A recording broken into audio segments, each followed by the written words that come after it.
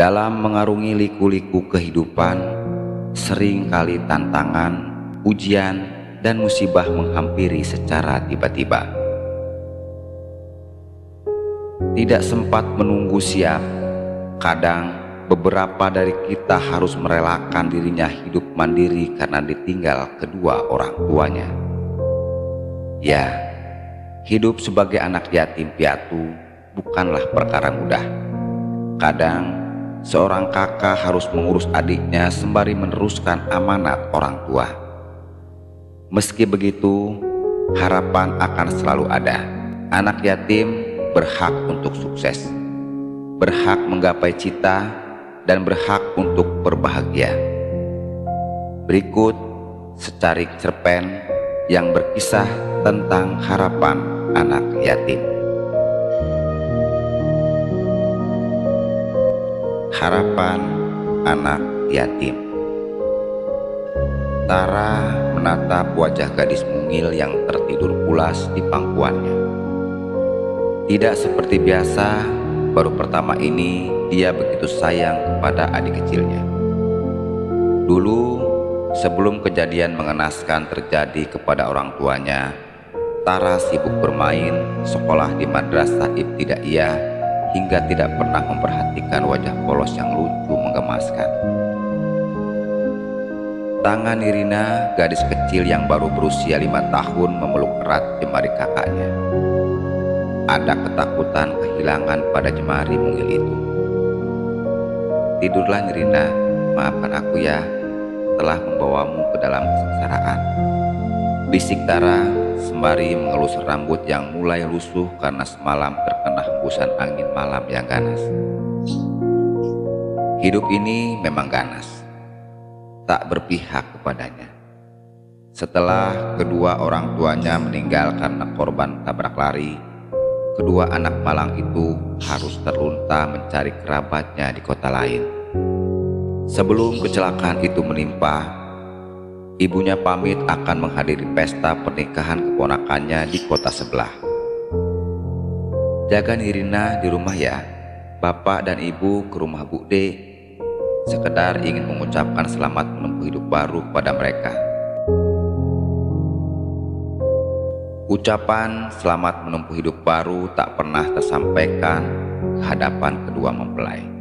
Sebuah truk menghantam motor yang baru keluar pelan-pelan dari sebuah kontrakan. Tara, bocah 14 tahun yang belum sempat masuk ke rumah, menjerit histeris sembari berlari menghampiri kedua orang tuanya yang tergeletak di pinggir jalan. Selamat menempuh hidup baru sekarang milik Tara dan Nirina. Hidup baru yang penuh kegelapan, kedukaan, dan air mata. Si kecil Nirina harus menjalani hidup baru tanpa kedua orang tuanya. Si sulung Tara harus berhenti sekolah dan meninggalkan rumah kontrakan demi mencari pegangan dalam hidup barunya. Siapa lagi kalau bukan Bu De yang pernah dikatakan ibunya. Akan tetapi, di mana rumah Bu De?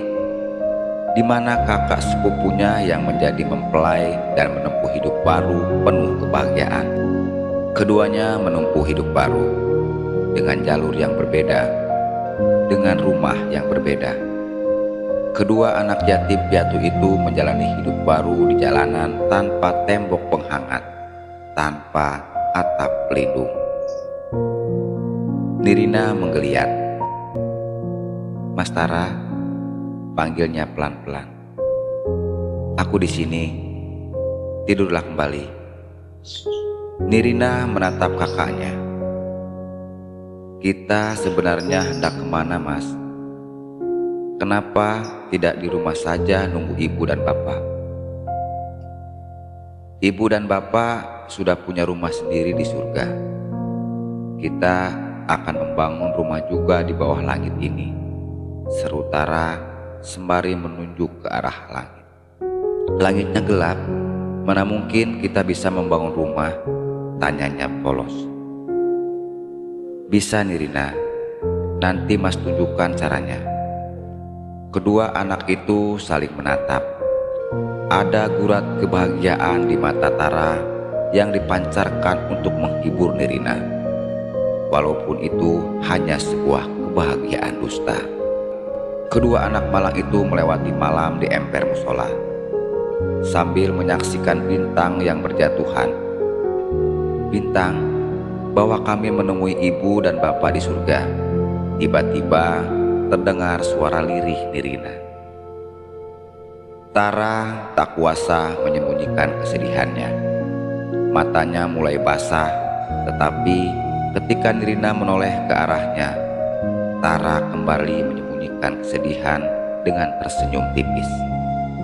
"Yuk, kita baca surat Al-Ikhlas sebanyak-banyaknya, supaya kita bisa membangun rumah di surga," ajak Tara sambil memulai membaca Al-Ikhlas. Mulut mungil itu mengikuti lantunan ayat demi ayat yang dibaca Tara dengan merdu.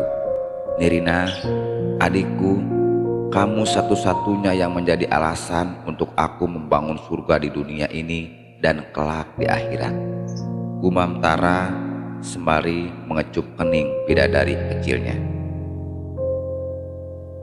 Demikianlah tadi seutas cerpen tentang harapan anak yatim. Apapun yang terjadi, tetaplah bersemangat dan jangan pernah lupa mendoakan yang terbaik untuk kedua orang tua kita.